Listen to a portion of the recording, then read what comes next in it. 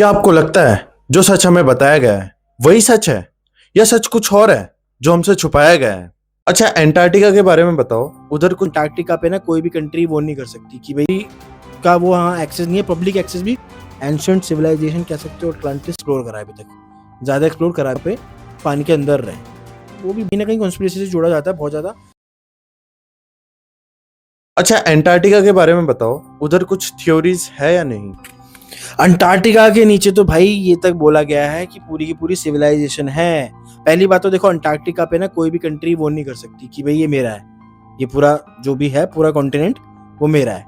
कोई भी country claim नहीं कर सकती। एक ट्रीटी वगैरह थी, आई थिंक 1959 समथिंग में सारी कंट्रीज ने ट्रीटी बनाई थी कि भाई अंटार्कटिका पे कोई भी क्लेम नहीं कर सकता। अच्छा, इतना ठंडा है वो, कोई वहाँ जाता नहीं है, रिस्ट्रिक्शंस है, मिलिट्री का वो वहाँ एक्सेस नहीं है, पब्लिक एक्सेस भी बहुत कम है। मतलब कुछ है नहीं, फिर भी इतनी सिक्योरिटी है।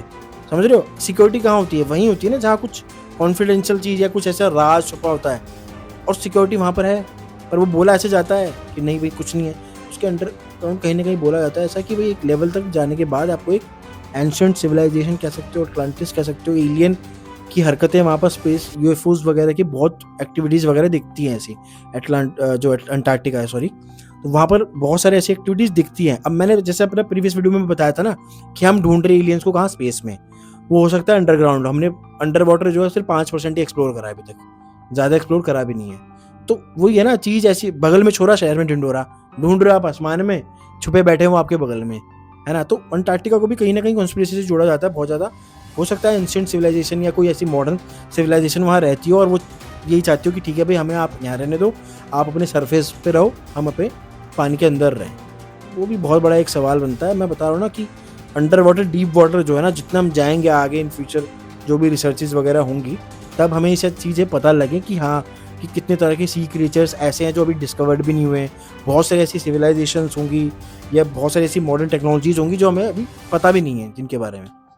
मैंने ये भी सुना है कि जो ह्यूमंस ब्रेन है वो रीसेट भी हो जाता है, जो कि मतलब मेमोरीज है वो मतलब फिनिश ही कर देता है, मतलब खत्म, डिलीट, जैसे फोन में होते हैं डिलीट, वैसे ही हो जाती है। अच्छा, आप ह्यूमन रीसेट थ्योरी के बारे में वो कर रहे होगे ना? हाँ, इसमें क्या बताया गया है ना बेसिकली कि हर कुछ साल के बाद ना ह्यूमंस जो है रीसेट हो जाते हैं, उनकी पूरी सिविलाइजेशन, टेक्नोलॉजी, जो भी उन्होंने रिसर्च की है, जो भी नॉलेज है, सब वाइप आउट, जीरो से शुरू। इसको कहीं ना कहीं चक्ररास के हिसाब से भी आप ले सकते हो कि पहले सतयुग आया, फिर त्रेता आया, फिर द्वापर आया, फिर कलयुग आया, और फिर एक रीसेट हुआ। ये तो खैर बहुत बड़े लेवल पे है क्योंकि लाखों साल में जाके एक युग खत्म होता है। पर छोटी छोटी सिविलाइजेशन, क्योंकि ना इसका सबसे बड़ा एग्जाम्पल पता है कैसे मिलता है कि पिरामिड्स वगैरह हो गए, और ऐसे बहुत सारे पत्थर हैं जिन पे जो कटिंग वगैरह है ना, इस तरह से की गई है इतनी मास्टरी से, जो उस टाइम में पॉसिबल नहीं था किसी मॉडर्न टेक्नोलॉजी के बना। आज हम इतने एडवांस हो चुके हैं, फिर भी हमें कहीं ना कहीं एंशिएंट इजिप्ट जैसे जो पिरामिड है ना, उसको बनाने के लिए सालों लग सकते हैं। तो वो बने हुए उसको सोचो हजारों साल हो गए हैं। उस टाइम कौन सी ऐसी मॉडर्न टेक्नोलॉजी थी, वो टेक्नोलॉजी उनको किसने दी कि जिससे वो चीज़ें बना पाए, और वो भी इतना एडवांस। तो मैं ये मानता हूँ कि हाँ, हर कुछ टाइम के बाद ना, अच्छा एक चीज़ और है, किसी धर्म वगैरह में या किसी न किसी मैथोलॉजी में कह सकते हो, हिस्ट्री में पानी का भी बहुत बड़ा जिक्र है कि बहुत बड़ा एक पानी का एक वो आती है, बाढ़ आती है, कह सकते हो कि आपदा टाइप आती है, और वो पूरा रिसेट कर देती है। हमारे उसमें भी है, ठीक है। और भी एक दो जगह है जिसमें ये मेंशन है पानी का कि भाई कोई भी सिविलाइजेशन रह रही है, पानी आया, उसने सारा साफ कर दिया, फिर आप जीरो से शुरू करो। तो ऐसी बहुत सारी चीज़ें हैं कि जो पहली एडवांस जो सिविलाइजेशन थी पहले की, वो हमसे ज़्यादा बेहतर कर पाती थी। अब कुछ लोग हमें भी, अब साइंटिस्ट वगैरह हमें ये भी बताते हैं कि अब ऐसा टाइम आ रहा हो सकता है एआई की वजह से, न्यूक्लियर वॉर की वजह से, हम उसी दिशा में जा रहे हैं कि बस रीसेट कभी भी हो सकता है, क्योंकि हम इतने एडवांस होते जा रहे हैं। कहीं ना कहीं हम अपने पतन का, हमने अपनी डिस्ट्रक्शन का ना कारण खुद ही बनेंगे, क्योंकि हमने हाइड्रोजन बम, न्यूक्लियर वॉर्स, ठीक है, एआई हो गया, और भी बहुत सारे है, बायो वेपन्स वगैरह है। तो हर तरह से हम अपने आप को घेर लिया है कि भाई हम कभी भी अपने आप को कोलैप्स कर सकते हैं, कभी भी हम डिस्ट्रॉय कर सकते हैं, ठीक है। न्यूक्लियर वॉर इतनी खतरनाक है, एक गलत बटन दबा दिया, एक जगह नहीं फटेगी, वो पता नहीं कितने देशों को ले जाएगी। तो वो ये है कि हर कुछ टाइम के बाद, मान लो 1 से 100 साल जी कोई सिविलाइजेशन, तो रीसेट हो गया, फिर 101 से 200, फिर रीसेट हो गया। तो ऐसी है, क्योंकि हमें तभी तो पुरानी सिविलाइजेशन के पूरे जो अवशेष नहीं मिल पाते ना, पूरी नॉलेज नहीं मिल पाती, आधी अधूरी मिल पाती है। क्यों? क्योंकि आधा काफ़ी हद तक तो निपट जाता है, वो सब कुछ डिस्ट्रॉय हो जाती है पूरी सिविलाइजेशन। उन्होंने भी कुछ ना कुछ ऐसे काम किया होगा जिसकी वजह से वो डिस्ट्रॉय हो गई। हम भी वही चीज़ करने जा रहे हैं कहीं ना कहीं इन फ्यूचर, ठीक है, क्योंकि चाहे मानो चाहे ना मानो, है ना, क्योंकि एआई हो गया, न्यूक्लियर वॉर हो गया, जहां जिस दिन ये किसी गलत हाथ में लगा वो दिन खत्म। कि जो मून है वो आर्टिफिशियल है? ये सच हो सकता है कि एक मून जो हमने बचपन से देखा है वो आर्टिफिशियल हो? भाई देखो, मून की तो थ्योरी बहुत, मैं खुद बचपन से सुनते आ रहा हूँ मून की तो। अच्छा, बहुत पहले से ही पता था ये कि ये ना आर्टिफिशियल एक सिर्फ गोला है, खोखला टाइप है। मतलब अब पता नहीं, नॉक का नहीं पता उस पे, मतलब ऐसे सुना है कि जब उस पर कोई एक्सपेरिमेंट वगैरह किया था तो अंदर ऐसे टन टन करके जैसे खोखली चीज की अंदर से आवाज आती है ना, वैसी आवाज आई थी। बहुत लोग ये भी बोलते हैं कि भाई एलियन बेसिस भी है वहाँ पर अंडरग्राउंड। अच्छा, मून के अंदर भी एक सिविलाइजेशन अपने आप में एक दुनिया है, जो लोग वहाँ रहते हैं। उन्होंने बहुत पहले जब नासा साइंटिस्ट वगैरह एस्ट्रोनॉट्स वगैरह वहाँ गए थे तो उनको वापस वहाँ से भेज दिया था कि भाई तुम यहाँ मत आओ।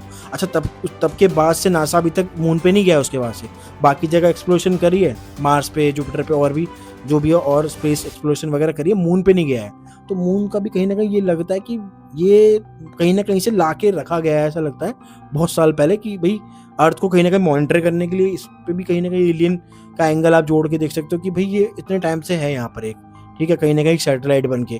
उसका डिस्टेंस भी बहुत प्रिसाइज मापा गया है कि भाई बिल्कुल ऐसा रखा गया है कि एक ही चीज़ उससे ऑब्जर्व हो पाए। तो वो ये मून को लेकर भी थोड़ा सा रहता है, मून लैंडिंग को लेकर भी बहुत ज़्यादा रहता है कि जो मून लैंडिंग हुई थी बेसिकली, जो नासा ने की थी, एस्ट्रोनॉट्स ने, नील आर्मस्ट्रांग ने, वो कहीं ना कहीं फेक लैंडिंग उसको बताते हैं। ठीक है, उस पर भी कहीं ना कहीं कह सकते हो 50-50 लगता है थोड़ा थोड़ा, क्योंकि उस टाइम पे ना रशिया जो सोवियत यूनियन था उस टाइम पे, यूएसएसआर था और यूएसए था, उसकी यही दौड़ चल रही थी कि स्पेस में सबसे पहले कौन जाएगा, ठीक है, चांद पे सबसे पहले कदम कौन रखेगा। तो बैक टू बैक ना जो है यूएसए जो फेल हो रहा था, रशिया ने स्पुतनिक अपनी सबसे पहली सैटेलाइट लॉन्च कर ली थी, वहाँ फेल हो गया। सबसे पहला इंसान उन्होंने स्पेस में अपना भेज दिया था रशिया ने, तो वो वहाँ फेल हो गया, मतलब रशिया मतलब यूएसएसआर ने। ठीक है, तो अमेरिका इस चीज़ को ना कहीं वो नहीं कर पा रहा था डाइजेस्ट, कि भाई हम तो यार बहुत पीछे जा रहे हैं, ये बैक टू बैक अपने कहीं ना कहीं एक्सप्लोरेशन में आगे हैं, कहीं मतलब इस डेकेड के खत्म होते होते ये कहीं ना कहीं वो ना निकल जाए हमसे आगे। तो कहीं ना कहीं अब ये कह सकते हो, उसको मैं पूरी तरह तो नहीं कहूँगा कि हाँ वो फेक है, ठीक है, बट लगता है कि उसमें कुछ ना कुछ दाल में कुछ काला है, क्योंकि कहते हैं ना कि भाई आप रेस जीत नहीं सकते तो आप चीटिंग करते हो।